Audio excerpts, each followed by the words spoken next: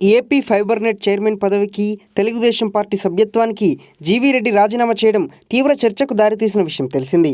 తాను ఇక ఏ రాజకీయ పార్టీలో చేరబోయేది లేదని, న్యాయవాద వృత్తిలో కొనసాగనున్నట్లు ఆయన స్పష్టం చేశారు. ఇదిలా ఉండగా శుక్రవారం శాసనసభలో ప్రవేశపెట్టిన బడ్జెట్పై జీవీ రెడ్డి స్పందించారు. ఆంధ్రప్రదేశ్ రాష్ట్ర బడ్జెట్ కేవలం 33,000 కోట్ల రూపాయల అతి తక్కువ రెవెన్యూ లోటుతోనే 3,22,000 కోట్ల రూపాయల భారీ బడ్జెట్ను ప్రణాళికాబద్ధంగా రూపొందించారని కొనియాడారు. తాను రాజకీయాలకు దూరంగా ఉన్నప్పటికీ చంద్రబాబు నాయకత్వం పట్ల తనకు ఎప్పటికీ గౌరవం, అభిమానం ఉంటుందని పేర్కొన్నారు. తక్కువ కాలంలోనే టీడీపీలోనూ ప్రభుత్వ వ్యవస్థలోనూ గౌరవప్రదమైన బాధ్యతలు అప్పగించడం తన జీవితంలో ఎప్పటికీ మర్చిపోలేనన్నారు. ఈ అవకాశం ఇచ్చినందుకు ఎప్పటికీ ముఖ్యమంత్రి చంద్రబాబుకు రుణపడి ఉండనున్నట్లు తెలిపారు. ఆంధ్రప్రదేశ్ అభివృద్ధి, ప్రజా సంక్షేమం కోసం 2029లో కూడా చంద్రబాబే ముఖ్యమంత్రి అవ్వాలని ఆశించారు.